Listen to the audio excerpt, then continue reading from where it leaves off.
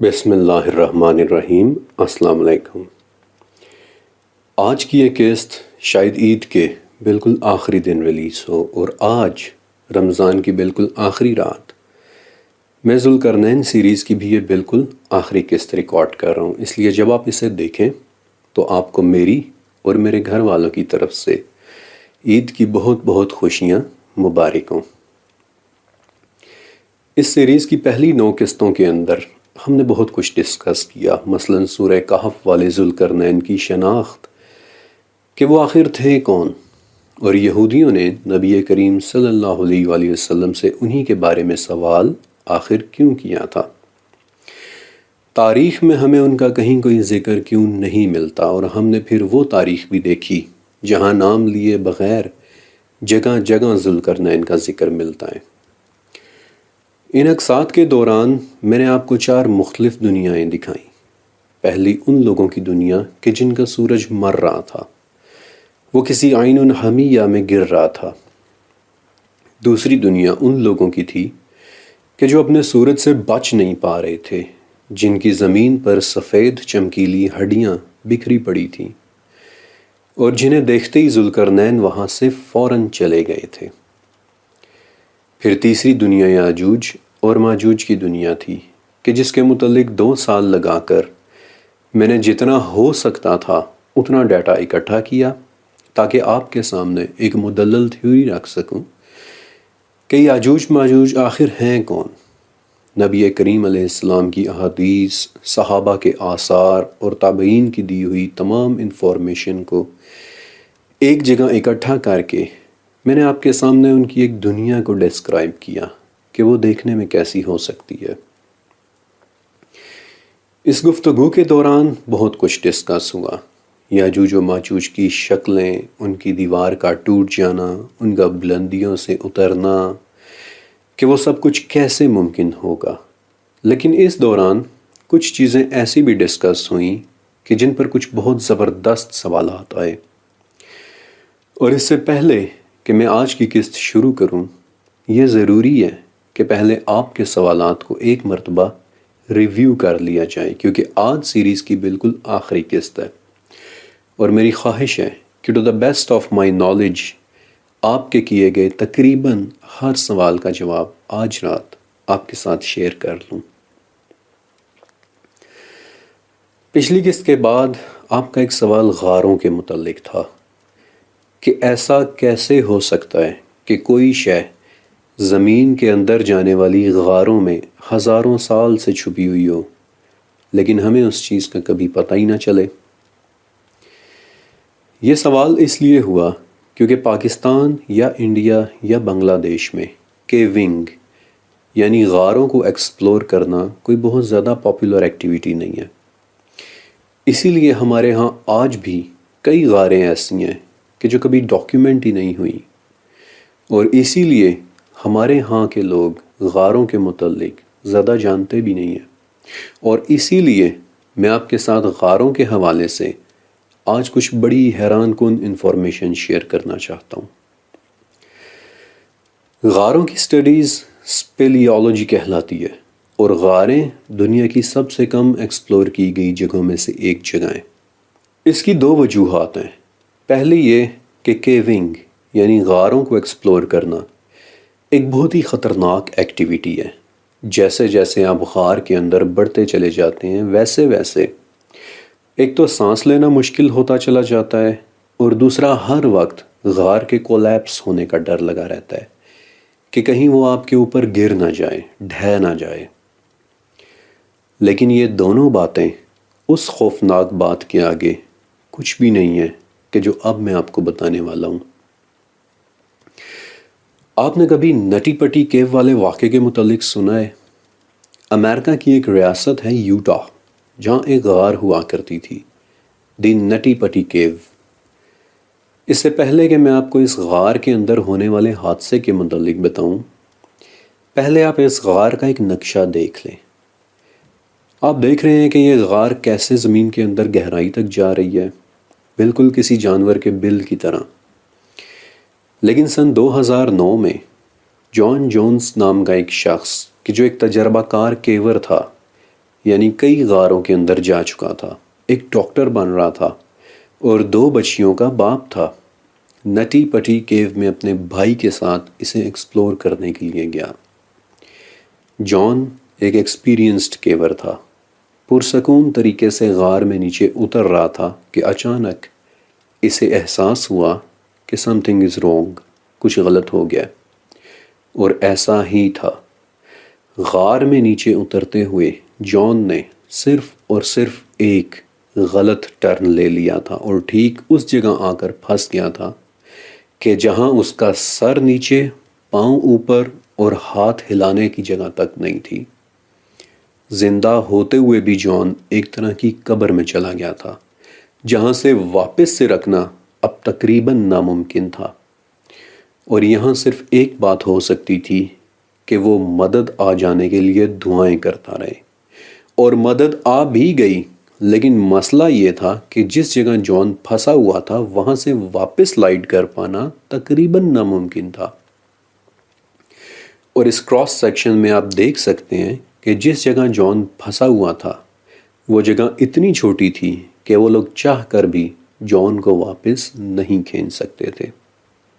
19 گھنٹے تک وہ لوگ جان کو غار سے واپس باہر نکالنے کی، کھینچنے کی کوششیں کرتے رہے، لیکن آہستہ آہستہ جان کی سانسیں مدھم ہوتی چلی گئیں، اور پھر ایک وقت ایسا آیا کہ دوبارہ جان کی آواز کسی نے نہیں سنی۔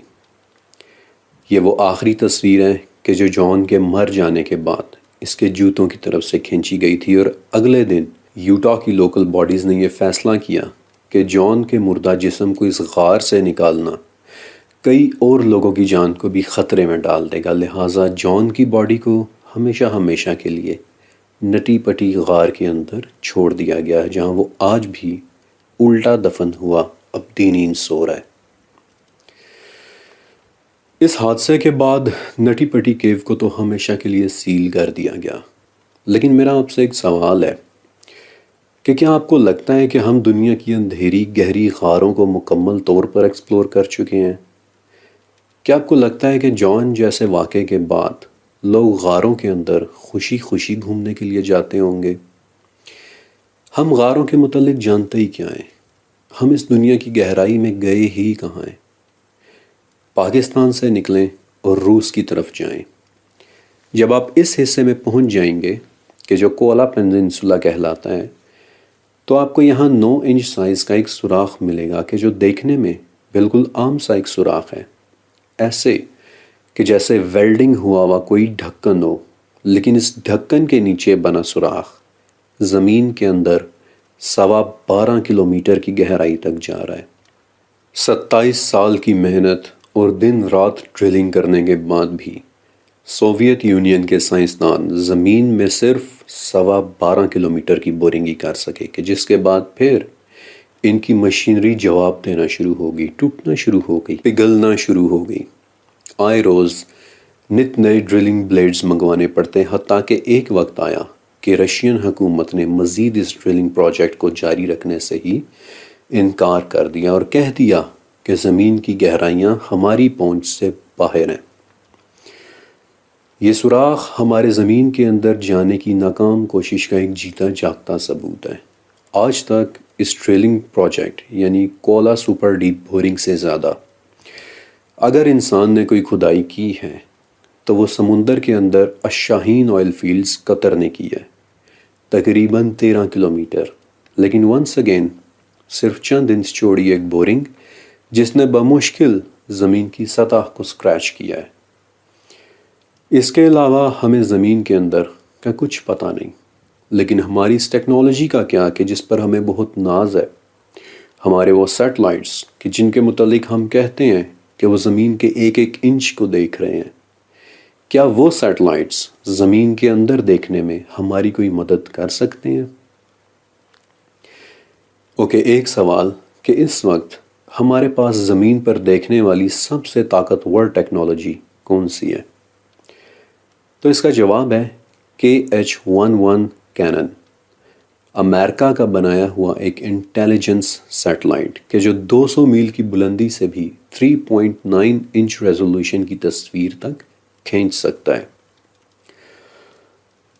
میں نے بہت کوشش کی کہ سیٹلائٹ کے ڈیزائن کو آپ کے لیے اسٹڈی کر سکوں کہ یہ کس قدر پاورفل ہے، لیکن امریکہ نے اس سیٹلائٹ کا ڈیزائن مکمل طور پر کلاسیفائڈ رکھا ہوا ہے۔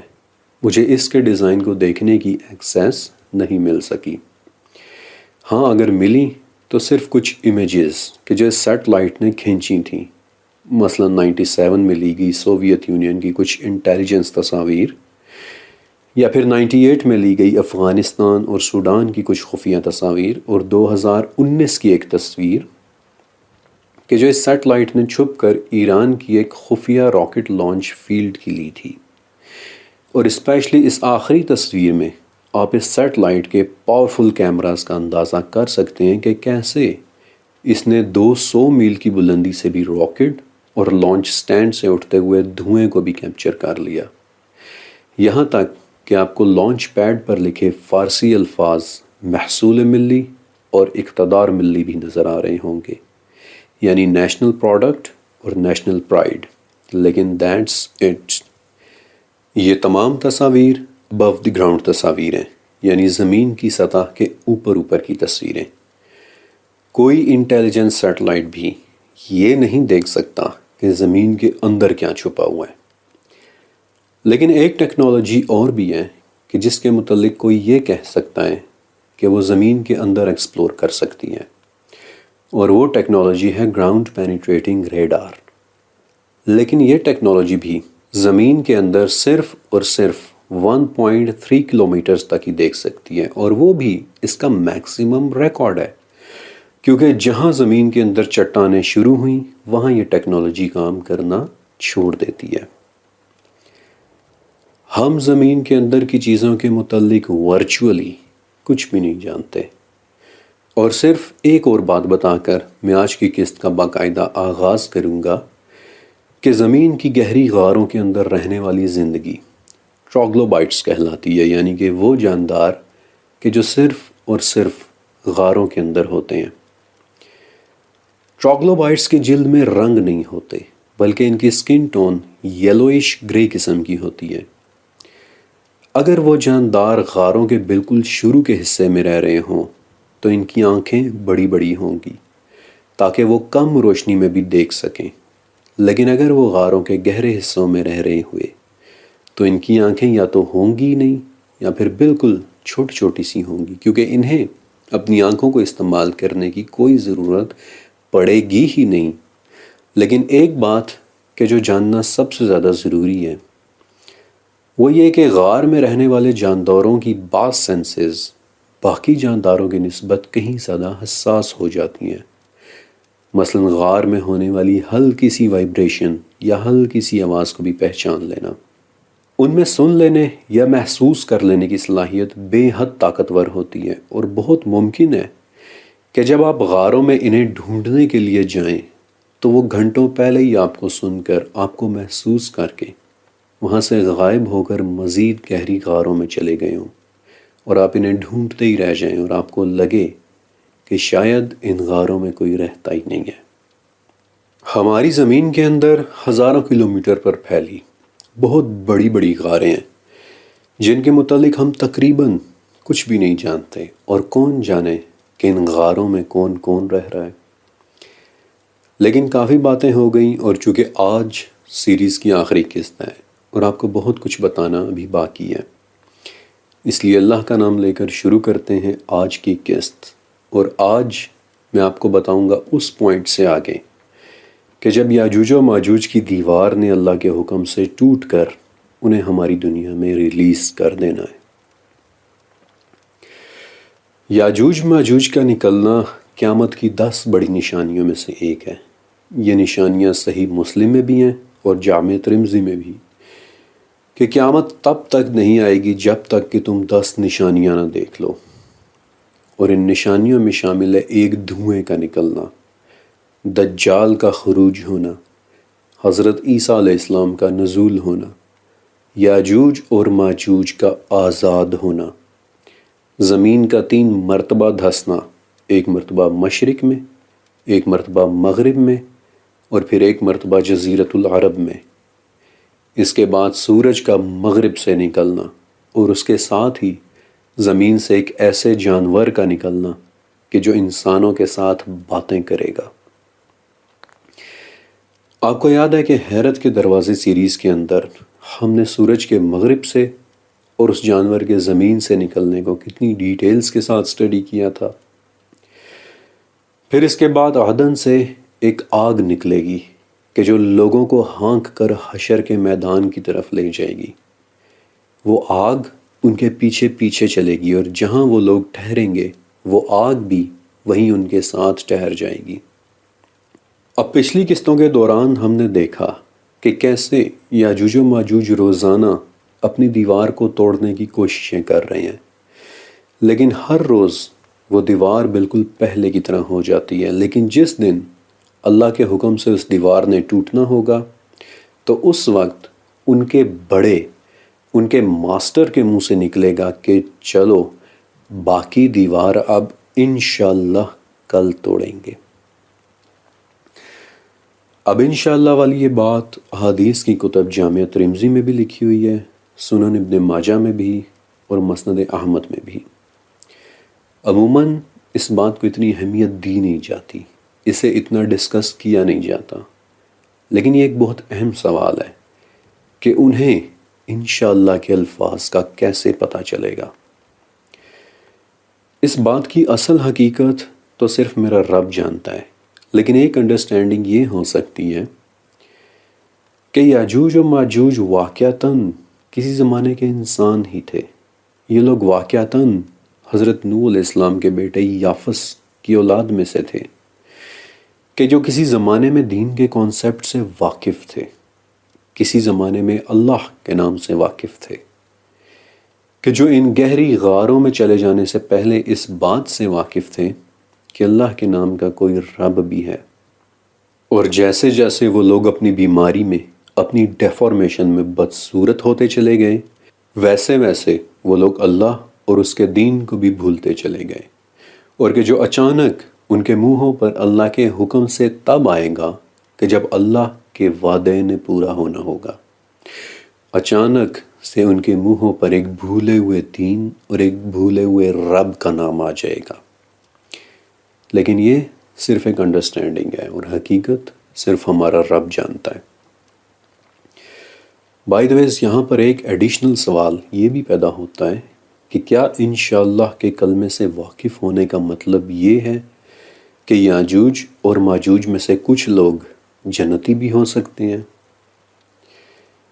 یہ سوال پچھلی قسط میں بھی کچھ ویورز نے کیا تھا، اور سچ کہوں تو یہ ریلمز، یہ دنیایں کہ جو ہماری نگاہوں سے ڈھکی ہوئی ہیں، چھپی ہوئی ہیں، ہم ان کے متعلق صرف ایک حد تک اندازہ لگا سکتے ہیں، لیکن کبھی بھی 100% شور ہو کر کوئی بھی بات نہیں کہہ سکتے، کیونکہ کسی کی جنت اور دوزخ کا فیصلہ کرنا یہ ہمارے ذہنوں سے بہت آگے کی باتیں ہیں۔ میں آپ کو مثال سے سمجھانے کی کوشش کرتا ہوں۔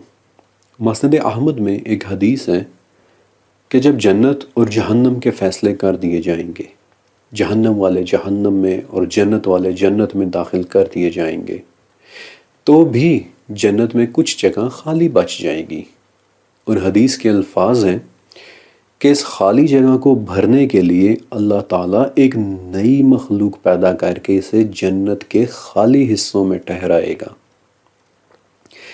اب سوال تو یہ بھی پیدا ہوتا ہے کہ کیا وہ نئی مخلوق انسان ہوگی؟ I don't know، کوئی بھی نہیں جانتا، we can only imagine۔ لیکن دل کی ایک بات کہوں کہ اس نئی مخلوق کو امیجن کرنے کے بعد میری آنکھوں کے سامنے اس وقت ایک بہت خوبصورت منظر کریٹ ہو رہا ہے، لیکن وہ سب پھر کبھی، فی الوقت واپس آتے ہیں یاجوج اور ماجوج کی طرف۔ اب ایک بات تو طے ہے کہ ایک مرتبہ وہ لوگ اپنی دیوار میں ایک چھوٹا سا شگاف ڈال بھی چکے ہیں، اور یہ بات ہمیں صحیح بخاری میں لکھی ایک حدیث سے پتہ چلتی ہے کہ ایک دن نبی کریم صلی اللہ علیہ وآلہ وسلم اچانک نیند سے بیدار ہوئے، اور حضرت زینب رضی اللہ تعالیٰ عنہا کہتی ہیں کہ آپ واضح طور پر گھبرائے ہوئے نظر آ رہے تھے، اور سنبھلنے پر آپ نے فرمایا کہ تباہی ہے عربوں کے لیے اس فتنے سے کہ جو قریب آ گیا۔ آج یاجوج اور ماجوج نے دیوار میں اتنا سوراخ کر لیا ہے. اور زینب کہتی ہیں کہ پھر آپ نے اپنی انگلیوں کے ساتھ ایک حلقہ بنا کر دکھایا بھی. اب ایک بات ہے کہ اس حدیث کو بنیاد بنا کر کچھ تھیورسٹس یہ کہتے ہیں کہ آپ صلی اللہ علیہ وسلم کے اس خواب کا یہ مطلب ہے کہ یہ دیوار در حقیقت ٹوٹ چکی ہے اور یاجوج و ماجوج نبی کریم صلی اللہ علیہ وسلم کے زمانے میں ہی نکل آئے ہیں. اور پھر اپنے اس مفروضے کے اوپر وہ آگے چل کر پوری ایک عمارت تعمیر کرتے ہیں کہ دراصل یاجوج و ماجوج یہودی اور نصرانی ہیں. لیکن ریسرچ اس طرح نہیں ہوتی. آپ کو باقی احادیث کو بھی دیکھنا ہوتا ہے کہ وہ کیا کہہ رہی ہیں. مثلا صحیح مسلم کی ایک حدیث ہے کہ جب حضرت عیسیٰ علیہ السلام دوبارہ واپس آئیں گے اور دجال کو قتل کر چکے ہوں گے تب اللہ تعالیٰ حضرت عیسیٰ علیہ السلام پر وحی کرے گا کہ اب میں اپنے ایسے بندے بھیجنے والا ہوں کہ جن سے لڑنے کی طاقت کسی میں نہیں ہے، لہٰذا اب آپ میرے بندوں کو لے کر طور کی طرف چلے جائیں اور تب یاجوج اور ماجوج کا خروج ہوگا. اور تب وہ ہوگا کہ جو سورہ انبیاء میں لکھا ہوا ہے کہ من کل حدب ینسلون، یعنی کہ یاجوج و ماجوج ہر بلندی سے بھاگتے دوڑتے نیچے اترتے ہوئے نظر آ رہے ہوں گے. اور وہ ہر بلندی سے دوڑتے ہوئے کیسے آئیں گے، یہ سوال ہم پچھلی قسط میں بہت ڈیٹیل کے ساتھ ڈسکس کر چکے ہیں. اب ایک بہت اہم سوال کہ یاجوج اور ماجوج کے نکلنے کے بعد پھر کیا ہوگا. یہ جاننے کے لیے اور اسے آپ تک پہنچانے کے لیے میں نے صحیح مسلم، جامع ترمذی، سنن ابن ماجہ اور مشکات شریف کی کئی احادیث کو بغور اور بہت تفصیل کے ساتھ اسٹڈی کیا اور بڑی ہی محنت کے ساتھ ان تمام احادیث کا ایک خلاصہ تیار کیا ہے کہ جسے اب میں آپ کے ساتھ شیئر کرنے والا ہوں. دلچسپ بات یہ ہے کہ اس خلاصے میں نہ تو کوئی تھیوری ہے اور نہ ہی کوئی ایزمپشن، بلکہ صرف اور صرف مختلف صحیح احادیث سے اکٹھا کیا گیا ڈیٹا ہے کہ ان کے خروج کے بعد کیا کیا ہوگا. نکلنے کے بعد یاجوج و ماجوج جس بھی پانی پر سے گزریں گے اسے وہ پی جائیں گے، جس بھی چیز کے پاس سے گزریں گے اسے وہ تباہ و برباد کر دیں گے. ان کے خوف سے، ان کی ہیبت سے انسان اپنے جانوروں کے ساتھ اپنے اپنے شہروں، گھروں اور قلعوں میں فورٹیفائی ہو چکے ہوں گے، بند ہو چکے ہوں گے. اس دوران خوراک کی شدید کمی واقع ہو چکی ہوگی، یہاں تک کہ مشکات کی ایک حدیث میں آتا ہے کہ ان دنوں میں بیل کا ایک سر اتنا مہنگا ہو جائے گا کہ جتنا آپ صلی اللہ علیہ وسلم کے زمانے کے 100 دینار ہوا کرتے تھے. ایک لمحے کے لیے امیجن کریں کہ اس وقت ہماری دنیا کا کیا حال ہوگا. سڑکوں اور شہروں میں ویرانی چھا چکی ہوگی، دھول، مٹی اور خاک اڑ رہی ہوگی، انسان غائب ہو چکے ہوں گے، اور اگر کوئی آواز آ بھی رہی ہوئی تو وہ یاجوج و ماجوج کے ہنسنے، چیخنے اور چلانے کی آواز ہوگی. یہ سب سن کر کے آپ کو ایسا نہیں لگ رہا کہ جیسے کسی فلم کا کوئی منظر ہو؟ اور اس سے پہلے کہ میں مزید آگے بڑھوں، یہاں ایک بات اور بھی ہے کہ جو آج میں کلیئر کر دینا چاہتا ہوں تاکہ کسی کو کسی قسم کا کوئی شک نہ رہے، کیونکہ آج اس سیریز کی آخری قسط ہے اور میں چاہتا ہوں کہ ہر چیز کو کھل کر ڈسکس کر لیا جائے. دراصل جب یہ باتیں لوگوں کے سامنے بیان کی جائیں تو کچھ لوگ سمجھتے ہیں کہ یہ باتیں فرضی فلموں یا فکشنل موویز سے انسپائرڈ ہوئی ہوئی ہیں. میں نے اکثر لوگوں کو، دوسرے ریسرچرز کو یہ بات کہتے سنا ہے، دیکھا ہے کہ لگتا ہے کہ آپ مارول موویز سے متاثر ہیں، لگتا ہے کہ آپ ڈاکٹر اسٹرینج سے متاثر ہیں. آج میں آپ کو اس بات کا بھی جواب دے دیتا ہوں. میں ہمیشہ کہتا ہوں کہ بعض اوقات حقیقت کسی بھی فکشن سے زیادہ حیران کن ہوتی ہے، اور اب میں چاہتا ہوں کہ آپ ذرا غور سے سنیں. آج کے زمانے میں اور اس وقت کون سی ایسی فلم ہے کہ جو فکشن کیٹیگری میں سب سے زیادہ مشہور سمجھی جاتی ہے؟ شاید آپ سب نے Lord of the Rings film series کا نام سن رکھا ہوگا، کیونکہ اس وقت یہ دنیا میں سب سے زیادہ دیکھی جانے والی فکشن فلمز ہیں. یعنی وہ فلمز کہ جو ایک ماورائی اور تصوراتی قسم کے کانسیپٹ پر بنائی جائیں۔ اگر آپ IMDb کی ویب سائٹ پر جا کر دیکھیں تو اس وقت Lord of the Rings movies number 7، 9 اور 12 پر ٹرینڈ کر رہی ہیں، یعنی دنیا میں سب سے زیادہ پسند کی جا رہی ہیں۔ اگر آپ نے یہ فلم سیریز دیکھی ہوئی ہے تو یقیناً اس وقت آپ نے سوچا ہوگا کہ دیکھو کیسے اس فلم کے کریٹرز نے پوری ایک طلسماتی سی دنیا بنائی ہے، رائٹ؟ لیکن بہت کم لوگ یہ بات جانتے ہیں کہ یہ فلمز دراصل ایک ناول کے اوپر بنی ہوئی ہیں، اور ان کا اصل راز ان ناولز ہی میں پوشیدہ ہے۔ Lord of the Rings series کے ناول لکھنے والے شخص کا نام تھا J.R.R. ٹولکین، جس نے اپنے ناولز میں پوری ایک امیجنری دنیا تخلیق کی کہ جس میں جادوئی قسم کے کریکٹرز ہیں، پریاں، ایلوز، ہابٹس، بونے، گوبلنز اور اوکس وغیرہ۔ لیکن ٹولکین کا بہت سارا کام پبلش ہونے سے پہلے ہی اس کی موت واقع ہو گئی۔ ٹولکین کی موت کے کچھ عرصے بعد اس کے بیٹے کرسٹوفر ٹولکین نے اپنے باپ کی لائبریری میں قدم رکھا، اسے صاف کیا اور دیکھا کہ 63,000 بالکل رینڈم پڑے ہوئے صفحات کہ جن میں سے کچھ کرداروں کے نام مٹ چکے ہیں اور کچھ کے بھی لکھے ہوئے ہیں، کچھ صفحے جو کسی دراز میں رکھے ہوئے ہیں اور کچھ صفحے کہ جو کسی الماری میں رکھے ہوئے ہیں، کچھ صفحے سلامت تھے اور کچھ بالکل پھٹ چکے تھے۔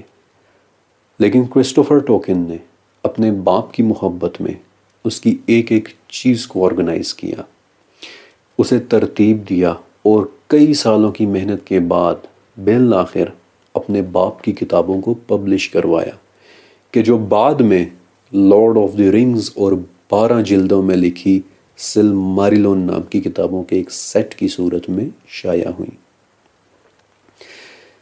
یہ کتابیں J.R.R. ٹولکین کی الٹیمیٹ قسم کی ذہانت کا ثبوت ہیں کہ کیسے اس نے ان کتابوں کے اندر پوری ایک زبان انوینٹ کی ہے جسے ایلوش کہتے ہیں، اور ان فلمز کے اندر آپ اس کے کرداروں کو کبھی کبھی یہ زبان بولتے دیکھ بھی سکتے ہیں۔ لیکن دلچسپ بات یہ ہے، اور جسے میں چاہتا ہوں کہ آپ تھوڑا توجہ سے سنیں، کہ یہ تمام کتابیں لکھنے کے لیے ٹولکین کو انسپریشن کس چیز نے دی تھی؟ کہاں سے آئیڈیا لے کر ٹولکین نے اپنی یہ تصوراتی دنیا تخلیق کی تھی؟ غور سے سنیں۔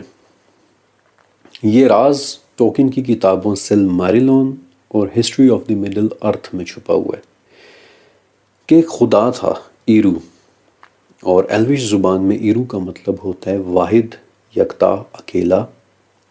ایرو نے ہزاروں عالم تخلیق کیے اور ان میں سے ایک عالم کا نام تھا ایا۔ پھر ایرو نے روشنی اور آگ سے مختلف جاندار بنائے، مثلاً والارز اور مایارز۔ پھر ایرو نے سیکنڈ ایج میں کچھ جاندار بنائے، مثلاً انسان کہ جنہیں سوچنے، سمجھنے اور فیصلہ کرنے کی طاقت دے دی۔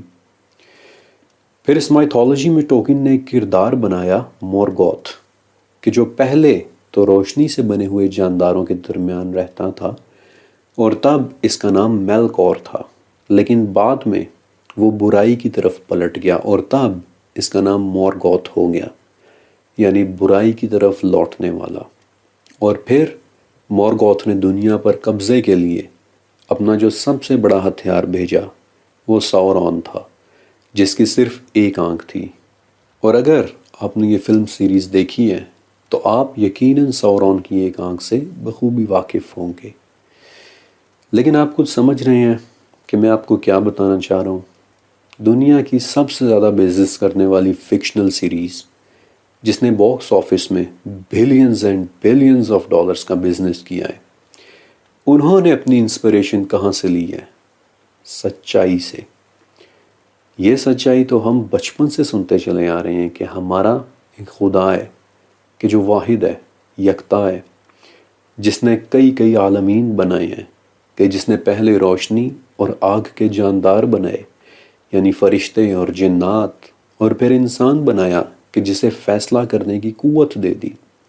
اور انہی جنات میں سے ایک جن تھا ابلیس، کہ جو پہلے فرشتوں کے ساتھ رہا کرتا تھا اور جس کا پہلے نام تھا ابو الحارث، لیکن پھر سجدے سے انکار کرنے پر متکبر ہو گیا برائی کی طرف پلٹ گیا اور راندہ درگاہ ہو کر اس کا نام ابلیس ہوا، اور جس نے بعد میں دنیا پر قبضہ کرنے کے لیے اپنے سب سے بڑے ہتھیار دجال کو بھیجنا ہے کہ جس کی صرف ایک آنکھ ہوگی، وہ ایک آنکھ کہ جس سے ہم سب بخوبی واقف ہیں۔ کون کہے گا کہ یہ باتیں فکشنل ہیں؟ کون کہے گا کہ یہ باتیں محض تصوراتی فلموں سے انسپائرڈ ہیں؟ نہیں، یہ باتیں فلموں سے انسپائرڈ نہیں بلکہ فلمیں ان باتوں سے انسپائرڈ ہیں۔ اور میں آپ کو کئی دوسری کتابوں کے متعلق بھی بتا سکتا ہوں کہ جو بہت مشہور ہیں، لیکن در حقیقت وہ اسلامک لٹریچر سے انسپائرڈ ہو کر بنائی گئی ہیں، لیکن فی الوقت آتے ہیں واپس یاجوج اور ماجوج کی طرف۔ بائی دا ویز ایک بات ہے کہ اپنی ریسرچ کے دوران میں J.R.R. ٹولکین کی ذہانت کی داد دیے بغیر نہیں رہ سکا کہ دیکھو کیسے اس شخص نے اپنی کتابوں کے لیے پوری ایک زبان انوینٹ کی کہ جسے ایلوش کہتے ہیں، لیکن اکثر لوگ سارا کریڈٹ J.R.R. ٹولکین کو ہی دے کر اس کے بیٹے کو بالکل نظر انداز کر دیتے ہیں۔ حالانکہ کرسٹوفر ٹولکین فلیل پائٹی کی ایک جیتی جاگتی مثال تھا، یعنی اپنے والدین کی طرف بے مثال محبت۔ یہ لفظ یاد رکھیے گا کیونکہ اپنے والدین کے لیے فلیل پائٹی کا حکم قرآن بھی دیتا ہے، ماں باپ کی طرف ایک بے لوث محبت۔ خیر، اپنے ٹاپک کی طرف واپس آتے ہیں۔ زمین کو مکمل طور پر ویران کر دینے کے بعد پھر یاجوج و ماجوج کہیں گے کہ زمین والے سب مر چکے، لہٰذا اب آسمان والوں کی باری ہے، اور تب حدیث کے مطابق وہ لوگ آسمان کی طرف کر کے اپنے تیر چلائیں گے کہ جو خون سے بھرے ہوئے واپس پلٹیں گے۔ اب تیروں والی بات کی ایکسپلینیشن دو طرح سے کی جا سکتی ہے۔ پہلی ایکسپلینیشن بہت سادہ اور سمپل سی ہے کہ تب ایک مرتبہ پھر سے پریمیٹیو ہتھیاروں کا دور واپس آ چکا ہوگا، تیروں اور کمانوں کا دور واپس آ چکا ہوگا، اسی لیے یاجوج و ماجوج بھی تیر اور کمان ہی استعمال کر رہے ہوں گے۔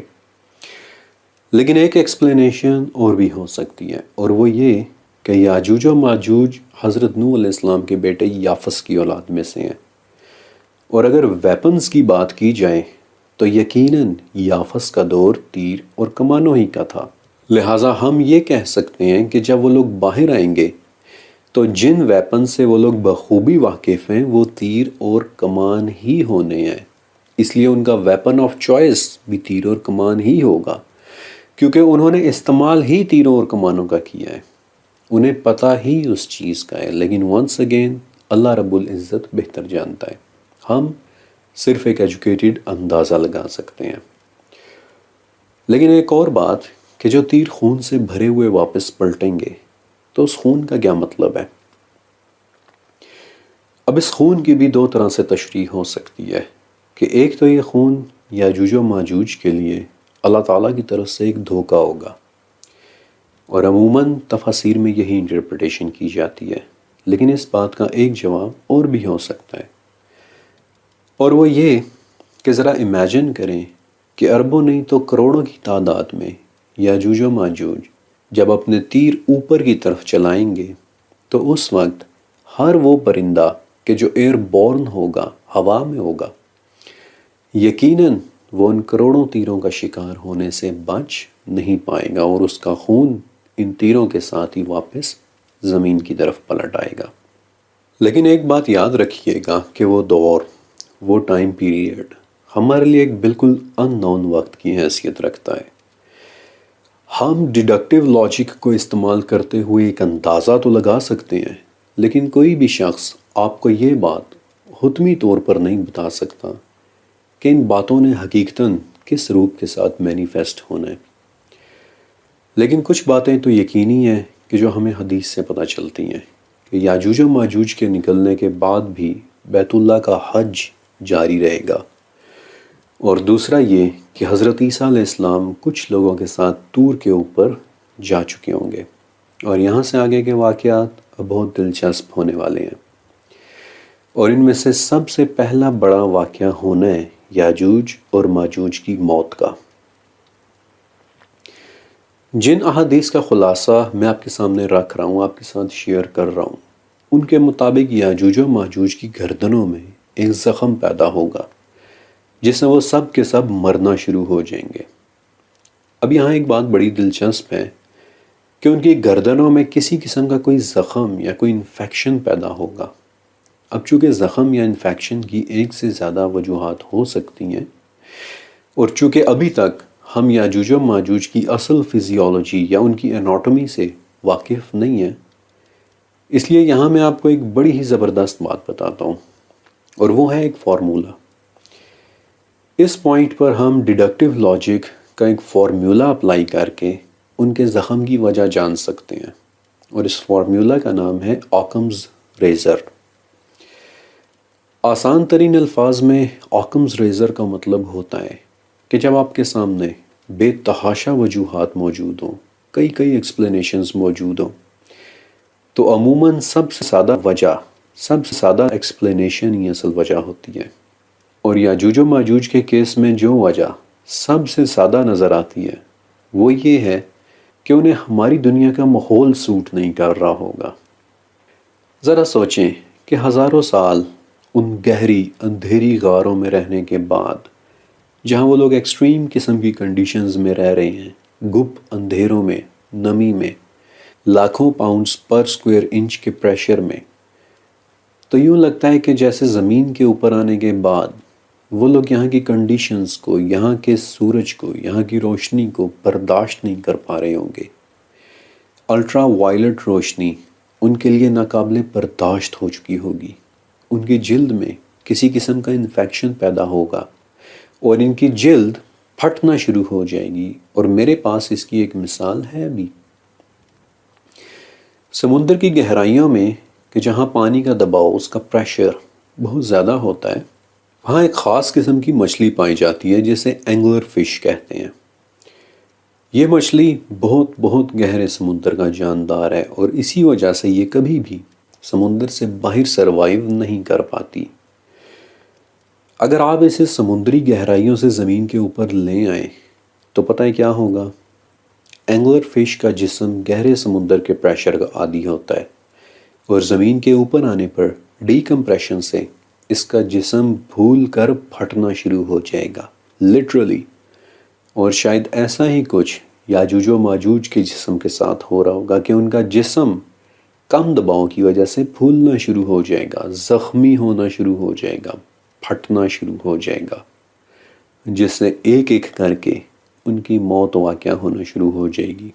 اور یاجوج ماجوج کی موت کے بعد جب خاموشی ہو جائے گی تو گھروں اور شہروں میں محصور ہو چکے، قید ہو چکے لوگوں میں بھی تجسس پیدا ہوگا، اور حدیث کے الفاظ کے مطابق وہ ایک دوسرے سے پوچھیں گے کہ کیا کوئی ہے کہ جو باہر جا کر دیکھے کہ یہ خاموشی کیوں ہو گئی، اور تب ایک شخص باہر نکلنے کے لیے تیار ہوگا، اور وہ یہ بات اپنے ذہن میں لے کر جائے گا کہ اب شاید میں زندہ واپس نہ آؤں۔ لیکن باہر جا کر وہ کیا دیکھے گا کہ یاجوج و ماجوج کی لاشیں ایک دوسرے کے اوپر ڈھیر کی صورت میں پڑی ہوئی ہیں، اور تب وہ خوش ہو کر بآواز بلند کہے گا کہ پرسکون ہو جاؤ، اللہ نے خود تمہارے دشمن کو ختم کر دیا ہے، اور تب لوگ دوبارہ سے باہر نکلنا شروع ہوں گے۔ اس کے بعد حضرت عیسیٰ علیہ السلام طور سے نیچے اتریں گے اور دیکھیں گے کہ ایک ہاتھ جگہ بھی ایسی نہیں ہے کہ جو یاجوج و ماجوج کی لاشوں کی گندگی، خون اور بدبو سے بھری ہوئی نہ ہو۔ لیکن وہ اللہ رب العزت کے ہاں دعا فرمائیں گے، اور آپ علیہ السلام کی اس دعا کے بعد کچھ ایسے بڑے پرندے آئیں گے کہ جن کی گردنیں اونٹوں کی گردنوں کی طرح لمبی ہوں گی، اور وہ یاجوج و ماجوج کی لاشوں کو اپنی چونچوں میں اٹھا کر کسی جگہ پھینک آئیں گے۔ اب ایگزیکٹلی وہ کس جگہ پر پھینک کر آئیں گے یہ بات تو کوئی بھی نہیں جانتا، لیکن کعب ابن احبار نے ایک نام بتایا تھا کہ وہ جگہ محیل ہوگی، یعنی سورج کے نکلنے کی جگہ، وہی جگہ کہ جہاں ذوالقرنین نے اپنا دوسرا سفر کیا تھا۔ لیکن واللہ عالم۔ البتہ ایک بات میں آپ سے ضرور پوچھنا چاہتا ہوں کہ جب ہم ایسے پرندوں کی بات کرتے ہیں کہ جن کی گردنیں اونٹوں کی گردنوں کی طرح لمبی لمبی ہوں، تو آپ کے ذہن میں کیا امیج ابھرتا ہے؟ ظاہر ہے کہ ایسے پرندے کہ جو انتہائی بڑے بڑے ہوں گے اور جن کی چونچیں اتنی بڑی ہوں گی کہ وہ یاجوج و ماجوج کو بھی اٹھا سکیں، تو سوچیں کہ اس وقت دنیا میں ایسا کون سا پرندہ ہے کہ جو یہ کام سر انجام دے سکتا ہے؟ اس وقت ہماری دنیا کا سب سے بڑا پرندہ شتر مرغ ہے، کہ جس کی گردن واقعتاً ایک اونٹ کی گردن کی طرح ہوتی ہے، لیکن دو باتیں ہیں۔ پہلی بات کہ شتر مرغ ایک فلائٹ لیس پرندہ ہے، یہ اڑ نہیں سکتا، اور دوسری بات کہ اس کی چونچ اتنی بڑی نہیں ہوتی کہ وہ ایک انڈے سے زیادہ بڑی کوئی چیز اپنے منہ میں اٹھا سکے، لیٹ الون یاجوج اور ماجوج کی لاشیں۔ تو پھر وہ پرندہ کون سا ہو سکتا ہے؟ ہماری دنیا کا وہ پرندہ کہ جو سائز میں بڑا بھی ہو اور اڑ بھی سکے، اس کا نام ہے دی گریٹ کوری بسٹارڈ۔ یہ ہماری دنیا کے وزنی ترین اڑنے والے پرندوں میں سے ایک ہے۔ لیکن گریٹ کوری بسٹارڈ بھی وہ پرندہ نہیں ہو سکتا، کیونکہ پہلی بات، گریٹ کوری بھی صرف اور صرف اس وقت اڑتا ہے کہ جب اس کی جان کو کوئی خطرہ لاحق ہو، کیونکہ 18 کلو وزن کے جسم کے ساتھ اڑ پانا اتنا آسان نہیں ہوتا۔ یہ انتہائی مشقت کے ساتھ اور بہت بھاگ کر اڑان بھرتا ہے، اور جیسا کہ آپ دیکھ سکتے ہیں کہ اس کی چونچ بھی اس قابل نہیں ہے کہ ایک بڑے چوہے یا چھوٹے خرگوش کے سائز سے زیادہ بڑی کسی چیز کو اپنے منہ میں اٹھا سکے۔ لیکن ایک پرندہ ایسا ہے کہ جو میں آپ کو دکھا سکتا ہوں، کہ جس کا جسم بھی بہت بڑا ہے، جو اڑ بھی سکتا ہے، اور جس کی چونچ بھی اتنی بڑی ہے کہ یاجوج و ماجوج تو کیا بلکہ وہ ایک انسان کو بھی اپنے منہ میں اٹھا لے، جس کی گردن بھی ایک اونٹ کی گردن کی طرح ہے، اور جس نے ہماری دنیا پر لیٹ کریٹیشیس پیریڈ کے دوران 80 لاکھ سال تک راج کیا ہے۔ اڑنے والا ایک بھیانک پرندہ کوادزل کوٹلس، کہ جو اگر اپنے پر پھیلائے تو وہ 40 فٹ تک بڑا ہو جاتا ہے، جو اپنی 9 فٹ لمبی چونچ میں ایک لمبے قد کے آدمی کو بھی اٹھا کر لے جا سکتا ہے۔ اور اگر آپ سوچ رہے ہیں کہ ایک ایسا پرندہ کہ جو آج سے 6.5 کروڑ سال پہلے معدوم ہو گیا تھا، بھلا وہ کہاں سے آ کر یاجوج اور ماجوج کی لاشوں کو اٹھائے گا، تو الٹا میرا آپ سے ایک سوال ہوگا کہ ابھی جو واقعات میں نے آپ کو سنائے، انہیں سن کر کیا ابھی بھی آپ کو ایسا لگ رہا ہے کہ ہماری دنیا تب بھی بالکل ویسی ہی ہوگی کہ جیسی اب ہے؟ کیا آپ کو لگتا ہے کہ تب بھی وہی کچھ ہی ہو رہا ہوگا کہ جو اب ہو رہا ہے؟ اگر ابھی بھی آپ کو ایسا ہی لگ رہا ہے تو پھر مزید بھی سنیے کہ یاجوج و ماجوج کی موت کے بعد جب لوگ باہر نکلیں گے تو اپنے ساتھ ساتھ وہ اپنے جانوروں کو بھی باہر لائیں گے۔ تو ان جانوروں کے لیے اس وقت کھانے کو کچھ بھی نہ بچا ہوگا سوائے یاجوج اور ماجوج کے گوشت کے، اور یہی خون اور گوشت تب ہمارے جانوروں کے لیے خوراک بنیں گے۔ حدیث نبوی میں آپ صلی اللہ علیہ وسلم نے فرمایا کہ زمین کے جانور یاجوج اور ماجوج کے گوشت اور چربی کھا کھا کر ایسے موٹے اور تازے ہو جائیں گے کہ جیسے کبھی گھاس کھا کر ہوا کرتے تھے، اور ان کی تیر کمانیں اور ترکش اس قدر بچ چکے ہوں گے کہ مسلمان 7 سال 7 ایئرز تک جلا جلا کر انہیں ایک ایندھن کے طور پر استعمال کریں گے۔ یہاں پر آپ کے ذہن میں ایک اور سوال بھی آ سکتا ہے کہ جانور بھلا یاجوج اور ماجوج کا گوشت اور چربی کیسے کھائیں گے؟ جب ہم ان جانوروں کی بات کریں کہ جو انسانوں کے ساتھ گھروں میں محصور اور قید ہوں گے، تو یقیناً وہ شیر چیتے اور بھیڑیے تو ہوں گے نہیں، بلکہ یقیناً گائے، بیل اور بکری جیسے جانور ہوں گے کہ جو گوشت نہیں کھاتے۔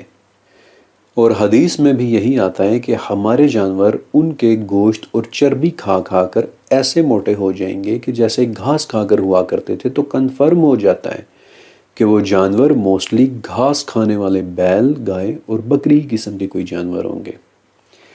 لہٰذا اب میں آپ کے سامنے جانوروں کے متعلق کچھ ایسی باتیں رکھنے والا ہوں کہ جو شاید آپ نے پہلے کبھی نہ سنی ہو۔ مثلاً ہربیورس یعنی سبزی خور جانوروں کا کارنیورس یعنی گوشت خور بن جانا، یہ کیسے ممکن ہے؟ اسکاٹ لینڈ کا ایک جزیرہ ہے روم آئی لینڈ، جہاں کچھ عرصے پہلے ایک عجیب واقعہ پیش آیا کہ سمندری پرندوں کے چوزوں کی ادھ کھائی ہوئی لاشیں ملنے لگیں۔ کسی کو سمجھ میں نہیں آ رہا تھا کہ ایسا کیوں ہو رہا ہے، کیونکہ اس جزیرے میں ان پرندوں کا کوئی قدرتی شکاری مثلا بھیڑیاں یا شیر وغیرہ نہیں رہتے تھے۔ تو پھر کون ان پرندوں کے بچوں کو کھائے جا رہا تھا؟ جب اس معاملے کی انویسٹیگیشن چھان بین کی گئی تو پتہ چلا کہ کچھ عرصہ پہلے روم آئی لینڈ کی بھیڑوں کو ایک نئی قسم کی فیڈ یا خوراک دینا شروع کیا گیا تھا، اور بظاہر اس خوراک سے بھیڑوں میں آئرن اور کیلشیم کی کمی ہو گئی تھی، اور اس کمی کو پورا کرنے کے لیے وہ بھیڑیں گوشت خور بن کر پرندوں کے بچے کھانے لگ گئی تھیں۔ بھیڑیں سبزی خور سے گوشت خور جانور بن گئیں۔ پھر آج سے چند سال پہلے انڈیا میں لال نام کی ایک گائے نے گاؤں والوں کی 48 مرغیاں کھا لی تھیں۔ ہپوپوٹمس جو کہ نیچرلی ایک سبزی خور جانور ہے، اسے اکثر ہرنوں کا شکار کر کے ان کا گوشت کھاتے ہوئے بھی دیکھا گیا ہے، بلکہ ہرن خود بھی جو کہ ایک معصوم سا سبزی خور جانور ہے، اسے بھی اکثر ان چھوٹے جانوروں کا گوشت کھاتے دیکھا گیا ہے کہ جو آگے سے فائٹ بیک نہ کر سکتے ہوں۔ مثلا ہرنوں کو مچھلیوں کا گوشت کھاتے دیکھا گیا ہے، ہرنوں کو دوسرے مردہ ہرنوں کو کھاتے دیکھا گیا ہے، بلکہ ایک مرتبہ تو ہرنوں کا ایک خوفناک واقعہ حادثاتی طور پر کیمرہ میں ریکارڈ بھی ہو گیا تھا، اور وہ یہ کہ کینیڈا میں اورنیتھولوجی کی ایک سٹڈی کے دوران، یعنی کہ وہ تجربات کہ جن میں سائنسدان پرندوں کو سٹڈی کرتے ہیں، اس میں سائنسدانوں نے تجربات کے لیے جنگل کے کچھ پرندوں کو کچھ گھونسلوں میں رکھا ہوا تھا، اور وہ ابھی انہیں کیمرہ پر ریکارڈ کر ہی رہے تھے کہ اچانک کہیں سے ہرنوں کا ایک جتھا آیا اور زندہ پرندوں کو ہی کھانا شروع کر دیا۔ اور میں آپ کے ساتھ وہ ویڈیو ضرور شیئر کرتا، لیکن پھر کچھ ویورز کے لیے وہ مناظر کافی ڈسٹربنگ ہو سکتے تھے۔ سبزی خور جانوروں کا اچانک سے گوشت خور بن جانا یہ ناممکن نہیں ہے، بلکہ یہ ریکارڈڈ فیکٹس ہیں، اور میری ریسرچ کے مطابق ہمارے گائے، بھینس اور بکریاں ہی کارنیورس یعنی گوشت خور بن کر یاجوج و ماجوج کے گوشت اور ان کی چربیاں کھائیں گے۔ حدیث کے مطابق ایسے موٹے تازے ہو جائیں گے کہ جیسے کبھی گھاس کھا کر ہوا کرتے تھے۔ اور پھر کیا ہوگا؟ حدیث نبوی کے مطابق ایک اونٹنی اتنا دودھ دے گی کہ وہ لوگوں کے ایک بڑے گروپ کے لیے کافی ہوگا۔ ایک گائے اتنا دودھ دے گی کہ وہ ایک قبیلے کے لیے کافی ہوگا، اور ایک بکری اتنا دودھ دے گی کہ وہ ایک فیملی کے لیے کافی ہوگا۔ لیکن ایک ایونٹ اور بھی ہوگا، ایک بارش۔ زمین کو یاجوج و ماجوج کی گندگی، نجاست، خون اور آلائش سے دھونے کے لیے اللہ کے حکم سے ایک بارش ہوگی کہ جسے کوئی کچا یا پکا گھر روک نہیں پائے گا۔ یہ حدیث کے الفاظ ہیں۔ یہ بارش 40 دن تک برستی رہے گی، حتیٰ کہ زمین دھل کر کسی آئینے کی طرح صاف اور شفاف ہو جائے گی، اور پھر اس میں سے پودوں اور درختوں کی ایک بالکل نئی قسم نکلنا شروع ہوگی، ایک بالکل نئی قسم کی ویجیٹیشن کی وہ شکل کہ جسے ہم جانتے تک نہیں۔ حدیث میں آتا ہے کہ ایک ایک انار اس قدر بڑا ہوگا کہ لوگوں کا ایک بڑا گروپ صرف انار کھا کر ہی اپنا پیٹ بھر لیا کرے گا۔ ویسے تو اس حدیث کو یوں انٹرپریٹ کیا جاتا ہے کہ اس انار میں برکت بہت ہوگی، لیکن نہیں، وہ انار ہی اتنے بڑے سائز کا ہوگا کیونکہ باقی حدیثوں میں اس کے سائز کی طرف بھی اشارہ ہے۔ مثلا ایک حدیث میں یہ بھی آتا ہے کہ لوگ اس انار کے چھلکے کے سائے میں بھی بیٹھ سکیں گے، اور اس بات کا ایک ہی مطلب ہو سکتا ہے کہ وہ انار واقعی بہت بڑے بڑے سائز کے ہوں گے۔ آپ امیجن کریں، صرف 1 منٹ کے لیے امیجن کریں، کیا وہ دنیا ابھی بھی آپ کو ویسی دنیا لگ رہی ہے کہ جیسی آج ہم دیکھ رہے ہیں؟ کیا یوں نہیں لگ رہا کہ یہ ہالی ووڈ کی کسی فلم کا منظر کھینچا جا رہا ہو؟ نہیں، یہ تمام باتیں حرف بحرف سچ ہیں اور ایسے ہی ہونی ہیں۔ آپ کو اپنا ایک ذاتی مشاہدہ بتاؤں، میں نے دیکھا ہے کہ جیسے جیسے آپ کی ریسرچ کا دائرہ بڑا ہوتا چلا جاتا ہے، ویسے ویسے آپ کو عجیب و غریب اور حیران کن چیزوں پر بہت آسانی کے ساتھ یقین آتا چلا جاتا ہے۔ لیکن اس بارش کے بعد پھر ایک انتہائی کریٹیکل پیریڈ کا آغاز ہوگا، اور میں چاہتا ہوں کہ آپ بہت غور سے سنیں۔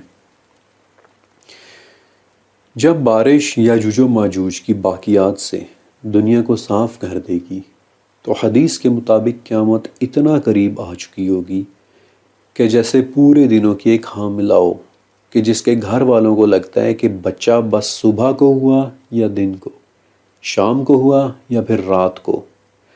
یا پھر ایک اور حدیث میں یہ الفاظ ہیں کہ جیسے پورے دنوں کی کوئی گھوڑی ہو کہ جو جننے کے قریب ہو اور اس کا مالک ہر وقت اس کے آس پاس گھوم رہا ہو کہ اب ہوا کہ اب ہوا۔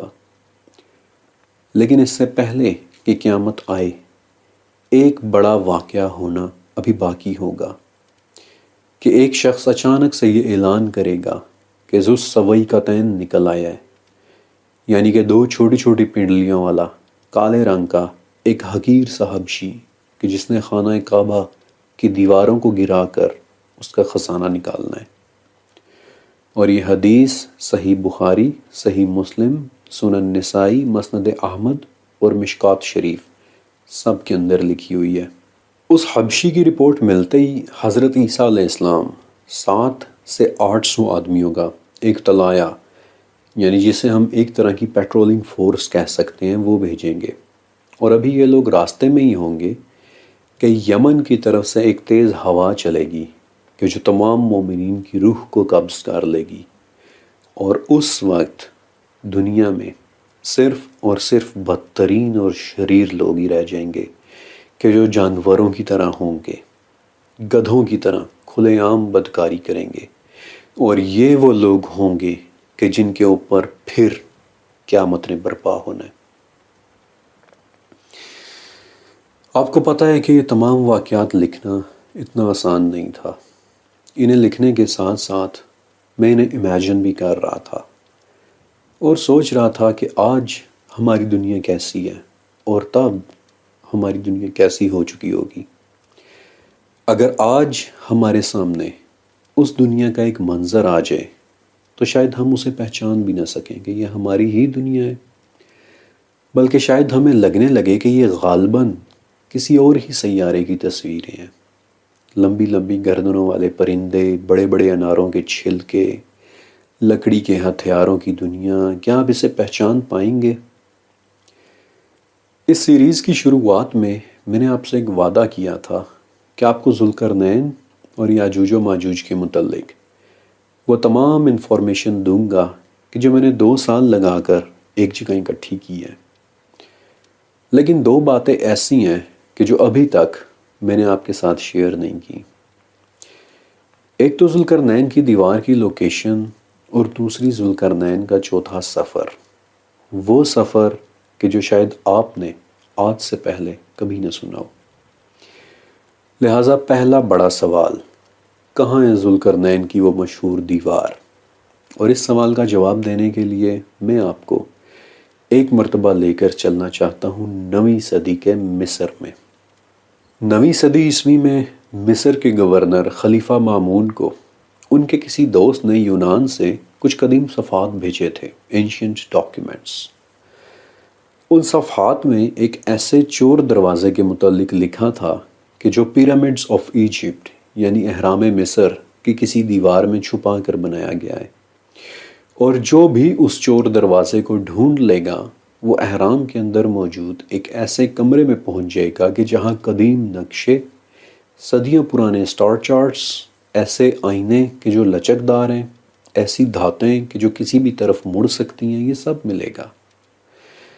خلیفہ پر ان صفحات میں لکھی حیران کن انفارمیشن کا بہت اثر ہوا، اور انہوں نے فیصلہ کیا کہ وہ پیرامڈز آف ایجپٹ کا راز جان کر ہی رہیں گے، چاہے انہیں پورے کے پورے اہرام کو توڑوانا ہی کیوں نہ پڑے۔ لہٰذا بڑے بڑے ہتھوڑے دے کر کئی سو مزدوروں کو اہرام مصر تک پہنچا دیا گیا۔ مزدوروں نے اہرام مصر توڑنا شروع کیے، لیکن کئی ماہ گزر جانے کے بعد بھی انہیں چور دروازہ نہ مل سکا، یہاں تک کہ ڈیسپریٹ ہو کر انہوں نے ایک ترکیب سوچی۔ ٹنوں کے حساب سے لکڑیاں اکٹھی کر کے انہوں نے احرام کی بیس پر بڑے بڑے بڑے بلاکس پر انہیں رکھ دیا اور ان میں آگ لگا دی۔ جب یہ بلاکس آگ کی حدت سے گرم ہونا شروع ہوئے تو انہوں نے اچانک ان پر ٹھنڈے سرکے کے بڑے بڑے ڈرمز الٹ دیے، جس سے احرام کے پتھر فوراً سے تڑخ گئے اور بالآخر مزدوروں کو وہ چور دروازہ مل ہی گیا، اور یوں وہ لوگ احرام مصر کے اندر داخل ہو ہی گئے۔ لیکن سامنے ایک عجیب مسئلہ کھڑا ہو گیا کہ ہر 4 فٹ کے بعد ان لوگوں کے سامنے ٹنوں وزنی ایک دیوار آ جاتی۔ وہ پھر اس دیوار کو توڑتے، آگے پھر ایک سرنگ نکل آتی جس کے آخر میں پہلے سے زیادہ وزنی چٹان رکھی ہوتی۔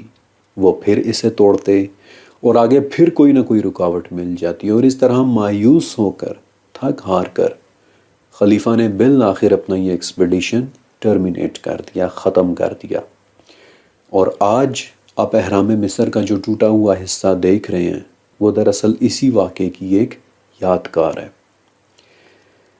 لیکن یہ کہانی سنانے کے بعد میرا آپ سے ایک سوال ہے کہ ذرا امیجن کریں کہ اگر کسی کو ذوالقرنین کی بنائی ہوئی اس دیوار کا علم ہو جائے کہ وہ کہاں پر ہے، تو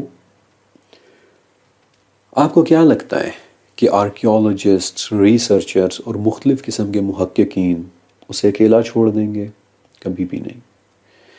جہاں انسانوں نے قدیم کتابوں اور سٹار چارٹس کے حصول کے لیے پیرامڈس آف ایجپٹ کو توڑ ڈالنے کی کوشش کی، وہاں کیا لوگ ذوالقرنین کی بنائی ہوئی دیوار کو اکیلا چھوڑ دیں گے؟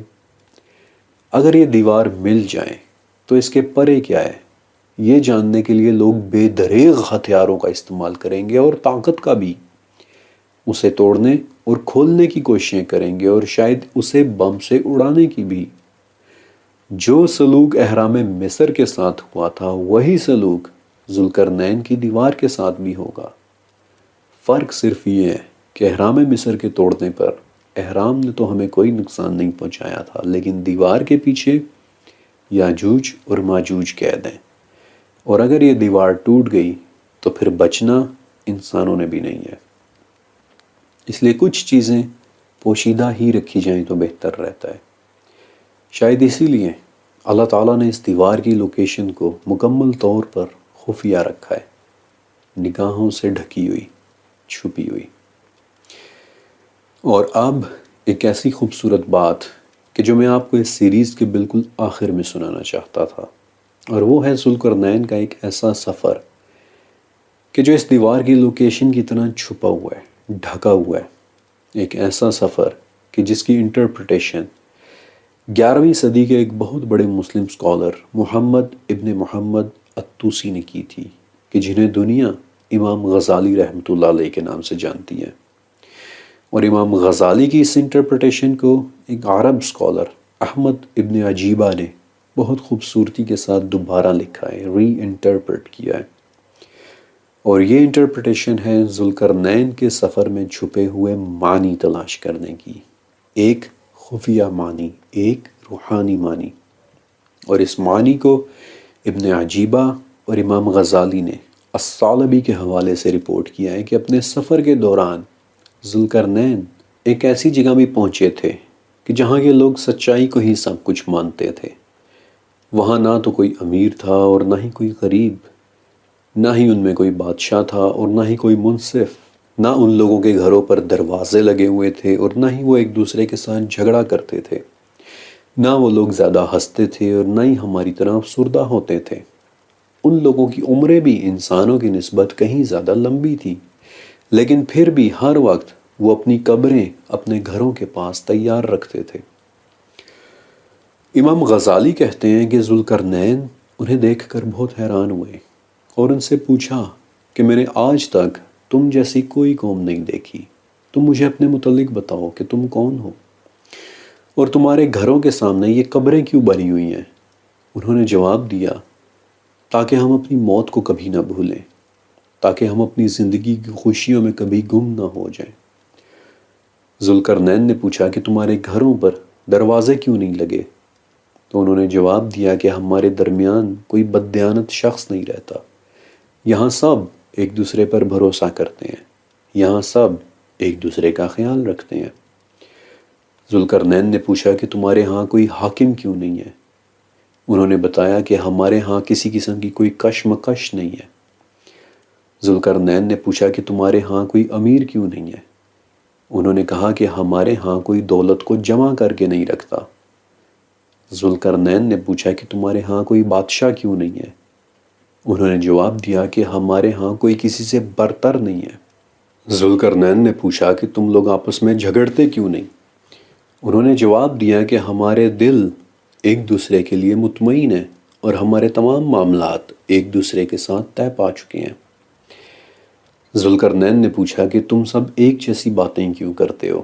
انہوں نے جواب دیا کہ ہم ایک دوسرے کے ساتھ جھوٹ نہیں بولتے اور نہ ہی ہم ایک دوسرے کے پیچھے کوئی چھپی ہوئی بات کہتے ہیں۔ ذوالقرنین نے پوچھا کہ تم سب کے دل ایک جیسے کیسے ہو گئے؟ انہوں نے جواب دیا کہ ہمارے دلوں میں سے ایک دوسرے کے لیے کینہ نکال دیا گیا ہے۔ ذوالقرنین نے پوچھا کہ تمہارے درمیان کوئی غریب کیوں نہیں ہے؟ انہوں نے جواب دیا کہ ہم نے اپنی دولت کو آپس میں برابر برابر ایک دوسرے کے ساتھ بانٹ لیا ہے۔ ذوالقرنین نے پوچھا کہ تمہارے درمیان سبھی مہمان نواز کیسے ہیں؟ انہوں نے جواب دیا کہ ہمارے دلوں کے اندر عجز اور انکساری کو ڈال دیا گیا ہے۔ ذوالقرنین نے پوچھا کہ تمہاری عمریں باقیوں کی نسبت اتنی لمبی کیوں ہیں؟ انہوں نے جواب دیا کہ ہم سچ اور سادگی کے ساتھ جی رہے ہیں۔ ذوالقرنین نے پوچھا کہ تم زیادہ ہنستے کیوں نہیں؟ انہوں نے کہا کہ ہمیں اپنے رب سے معافی مانگنا ہمیشہ یاد رہتا ہے۔ ذوالقرنین نے پوچھا کہ تم لوگ اداس کیوں نہیں ہوتے؟ انہوں نے کہا کہ کیونکہ ہم ہر وقت آنے والی مصیبت کے لیے تیار رہتے ہیں۔ ذوالقرنین نے پوچھا کہ تم باقیوں کی طرح اداس کیوں نہیں ہوتے؟ انہوں نے کہا کہ ہمیں ہر چیز کے متعلق اللہ پر بھروسہ ہے کہ سب کچھ اسی کی طرف سے آتا ہے۔ اس تمام گفتگو کے بعد ذوالقرنین نے کہا کہ مجھے ہر وقت سفر میں رہنے کا حکم ہے، میں کسی ایک جگہ رک نہیں سکتا، لیکن اگر مجھے کسی جگہ ٹھہرنے کی اجازت ہوتی تو میں یقیناً تمہارے درمیان ٹھہرتا۔ ذوالقرنین کا یہ چوتھا سفر ہوا تھا یا نہیں ہم نہیں جانتے، کیونکہ ہم ذوالقرنین کی زندگی کے تمام واقعات کے متعلق علم نہیں رکھتے۔ الکہف 83 میں بھی اللہ تعالیٰ نے یہی بتایا ہے کہ ہم ذوالقرنین کی کچھ باتیں تمہیں بتائیں گے، کچھ باتیں، سب نہیں۔ اس لیے رب ہی جانے کہ ذوالقرنین کا یہ سفر کس دنیا یا کس سیارے پر ہوا تھا جہاں انہوں نے ان لوگوں کو دیکھا ہوگا۔ لیکن do you see the allegory here, چھپا ہوا معنی کہ ذوالقرنین کی طرح ایک مسلمان بھی زندگی کا سفر کرتا ہے جہاں وہ لوگوں کی مدد کرتا ہے، انہیں مشکلات سے بچاتا ہے، جیسے ذوالقرنین نے یاجوج و ماجوج کے وکٹم لوگوں کو بچایا تھا۔ لیکن ذوالقرنین کی طرح ایک مسلمان بھی اس دنیا میں ٹھہرنے اور رکنے کی خواہش کرتا ہے کہ جہاں ایک پرفیکٹ زندگی ہو، جہاں ہر انسان اپنی دنیا کا خود ہی ایک بادشاہ ہو، جہاں نہ دلوں میں کینہ ہو نہ ہی بغض۔ وہیں ذوالقرنین کی طرح ایک مسلمان بھی جانے کی خواہش کرتا ہے ایک پرفیکٹ دنیا کا حصول، ڈارک گرین جنتوں کا حصول، کہ جہاں سب کچھ بہت پرفیکٹ ہوگا۔ اور اس خوبصورت خوبصورت خوبصورت ایلیگوری کے ساتھ آج میں اس سیریز کو کمپلیٹ کرتا ہوں، اور مجھے امید ہے کہ آپ کو میرا یہ ریسرچ پروجیکٹ پسند آیا ہوگا، اور اگر آپ نے اس میں سے کچھ سیکھا ہو تو میرے لیے، میرے والدین کے لیے اور میرے بہن بھائیوں کے لیے ایک مرتبہ دل سے دعا کر دیجیے گا۔ شکریہ اور اللہ حافظ۔